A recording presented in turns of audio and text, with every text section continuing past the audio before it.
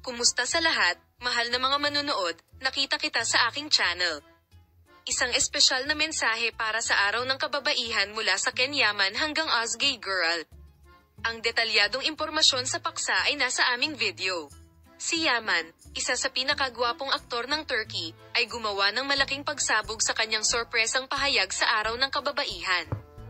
Ang pag-unlad ng kanyang pribadong buhay at ang kanyang relasyon sa kanyang kasosyo na si Ozgay Girl, na matagal nang pinag-uusapan sa mundo ng magazine, ay nakakuha ng bagong dimensyon pagkatapos ng pahayag na ito ng aktor.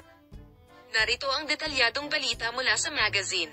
Nakuha ba ni Yaman, isa sa mga sikat na aktor ng Turkey, ang atensyon ng press at fans sa pamamagitan ng paggawa ng isang romantikong pahayag sa Women's Day? Ang post ba ni Yaman tungkol sa Women's Day sa kanyang social media account ay lumikha ng matinding kasabikan sa kanyang mga tagahanga. Ang punto kung saan ang mga romantikong mensahe ng aktor sa himpapawid ay tumanggap ng malawak na coverage sa press ay ang underground, ang mga romantikong ekspresyon tungkol sa espesyal na babaeng figura ng aktor sa ere.